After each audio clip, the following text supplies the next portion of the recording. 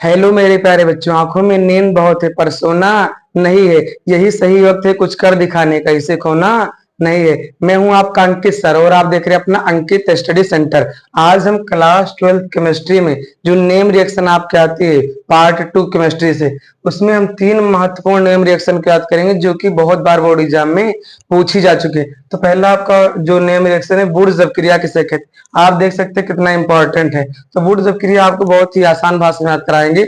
आपको पेपर में जो थ्योरी लिखनी रहती है, अगर आपको ये फॉर्मेट याद है थ्योरी लिखना बहुत आसान हो जाएगा। तो देख लीजिए, अगर कहीं भी आर एक्स लिखा है तो आर एक्स को हम कहते हैं एल्किल हैलाइड। क्या कहते हैं? Alkyl halide. तो आर एक्स, एक आर एक्स यहाँ पर है, एक आर एक्स यहाँ पर, तो एक एक कितना हो जाएगा? 2। क्या हो जाएगा? 2। और एन को हम क्या कहते हैं? सोडियम। आर आर अगर कहीं लिखा है तो हम क्या कहेंगे? एल्केन। अब इसी को हम सेंटेंस में जोड़ देते हैं, तुरंत आपका डिफिनेशन बन जाएगा। एल्किल हैलाइड के, एल्किल हैलाइड के 2 अणु, एल्किल हैलाइड के 2 अणु सोडियम के साथ, सोडियम के साथ शुष्क ईथर की उपस्थिति में, शुष्क ईथर की उपस्थिति में गर्म करने पर एल्केन की प्राप्ति होती है। इस अभिक्रिया को हम वुड्स अभिक्रिया कहते हैं। एक बार और देख लीजिए, एल्किल हैलाइड के 2 अणु सोडियम के साथ शुष्क ईथर की उपस्थिति में गर्म करने पर एल्केन की प्राप्ति होती है। इस अभिक्रिया को वुड्स अभिक्रिया कहते हैं। अब यहाँ पर आर को हम कहते हैं एल्किल समूह। आर को हम क्या कहते हैं? एल्किल समूह। आर के स्थान पर आप लिख सकते हैं यहाँ पे CH3 लिख सकते हैं, या फिर लिख सकते हैं यहाँ पे C2H5। और यक्स, यक्स आपका होता है हेलोजन समूह। क्या होता है? हेलोजन समूह। इसके स्थान पे आप लिख सकते हैं Cl, Br, I और F। हम आपको एग्जाम्पल बना के समझा दे रहे हैं, ध्यान देख लीजिए। आर के स्थान पे हम क्या लिख दे? मान लीजिए हम लिख दे रहे हैं मेथिल CH3। यक्स के स्थान पे मान लीजिए हम लिख रहे हैं क्लोरो। क्या लिख दे रहे हैं? क्लोरो, मतलब Cl लिख दे रहे हैं। यहाँ पर 2 Na हो जाएगा आपका प्लस। यहाँ पर देख लीजिए, यक्स के स्थान पर आपका क्या है? यहाँ पे जो आप यहाँ मानेंगे वही आपको यक्स के स्थान पे यहाँ मानना पड़ेगा। जैसे हमने यहाँ Cl मानना था तो यहाँ क्या लिखेंगे? Cl यहाँ पे। और आर आपने यहाँ क्या माना था? CH3, तो यहाँ भी हम क्या लिखेंगे? CH3। इसको हम शुष्क ईथर की उपस्थिति में क्या कर देंगे? गर्म कर देंगे, गर्म कर देंगे। आपका क्या बन जाएगा? यहाँ देख लीजिए, ये वाला आर और ये वाला आर, आर आर यहाँ बन जाएगा CH3 और CH3। इससे हम क्या कहेंगे? एल्केन। क्या कहेंगे? एल्केन। अगर इसके आईपीएससी नाम की बात करें तो इसे हम कहेंगे एथेन। क्या कहेंगे? एथेन। और यहाँ पर Na और Cl आपका बना देगा यहाँ पे 2 NaCl, जिससे हम क्या कहते हैं? सोडियम क्लोराइड कहते हैं। क्या कहते हैं? Sodium chloride. और ये आपका क्या है? कि आपका क्या है? क्लोरोमीथेन है। क्लोरो क्या है? मीथेन है। तो उम्मीद करते हैं आपको वुड्स फिटिंग, जो वुड्स अपक्रिया आपको अच्छे से समझ में आ गई होगी। एक बार आपको और बता देते हैं।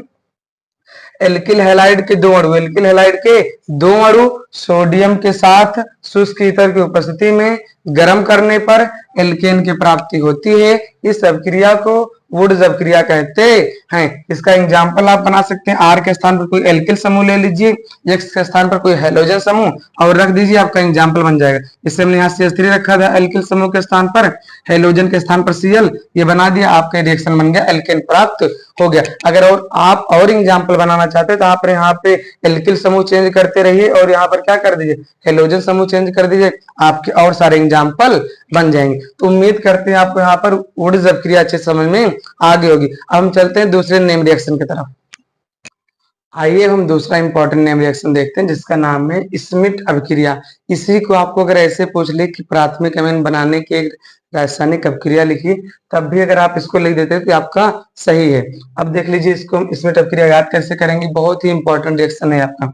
तो कुछ नहीं, अगर आपको फॉर्मेट याद है ना भैया, तो आपको ये रिएक्शन याद करना बहुत ही आसान हो जाएगा। देख लीजिए, अगर RCOOH कहीं लिखा है, RCOOH, तो हम इसको कहते हैं कार्बोक्सिलिक अम्ल। N3H को हम कहते हैं हाइड्रोजोइक अम्ल। अगर NH3 है तो इसे हम अमोनिया कहेंगे, लेकिन अगर N3H तो हम क्या कहते हैं? हाइड्रोजोइक अम्ल। को सांद्र H2SO4 की उपस्थिति में, सांद्र H2SO4 की उपस्थिति में गर्म करने पर प्राथमिक अमीन की प्राप्ति होती है, जिससे हम क्या कहते हैं? स्मिट अभिक्रिया कहते हैं। एक बार फिर से बता देते हैं, कार्बोक्सिलिक अम्ल को हाइड्रोजोइक अम्ल के साथ सांद्र H2SO4 की उपस्थिति में गर्म करने पर प्राथमिक अमीन की प्राप्ति होती है, जिसे स्मिट अभिक्रिया कहते हैं। अब आइए हम आपको एग्जाम्पल की सहायता समझा देते हैं। यहाँ देख लीजिए, आर आपका होता है एल्किल समूह। एल्किल के स्थान पर रखते हैं आप CH3। क्या रख दें? CH3। और COOH, इसे हम कहते हैं एस्ट्रिक अम्ल। क्या कहते हैं? एस्ट्रिक अम्ल। इसका आईपीसी नाम होता है एथेनोइक अम्ल। और ये आपका क्या है? हाइड्रोजोइक अम्ल। इसको शांत H2SO4 की उपस्थिति में गर्म करेंगे तो आपका क्या बन जाएगा? प्राथमिक एमीन। आर के स्थान पे आपने क्या माना था? CH3, CH3 आ जाएगा। NH2 आपका क्या है? प्राथमिक एमीन। अगर इसके नाम की बात करें तो इसका नाम क्या हो जाएगा? Methyl amine. उम्मीद करते हैं आपको इसमें प्रक्रिया अच्छे से समझ में आ गई होगी। एक बार फिर से बता देते हैं। कार्बोक्सिलिक अम्ल को हाइड्रोजोइक अम्ल के साथ शांत H2SO4 की उपस्थिति में गर्म करने पर प्राथमिक एमीन प्राप्त होता है। इस सब क्रिया को इसमें अपक्रिया कहते हैं। अब हम चलते हैं तीसरे इंपॉर्टेंट नेम रिएक्शन की तरफ। अब हम देख लेते हैं अपना तीसरा इंपॉर्टेंट रिएक्शन, जिसका नाम है कार्बिल एमीन अपक्रिया। ये आपका जो रिएक्शन है वेरी वेरी इंपॉर्टेंट है। देख लीजिए, आपके फॉर्मेट याद करा देंगे, आपको थ्योरी लिखना बहुत आसान हो जाएगा। देखिए यहाँ पे RNH2 को हम क्या कहते हैं? प्राथमिक एमीन। CHCl3 को हम क्या कहते हैं? क्लोरोफॉर्म। इसको एल्कोहलिक KOH मतलब क्षारीय KOH, ये गरम का सिंबल है। ये R अगर NC कहीं लिखा है तो इसको हम कहते हैं एल्किल आइसोसाइनाइड। क्या कहते हैं? Alkyl isocyanide. KCl को हम कहते हैं पोटेशियम क्लोराइड।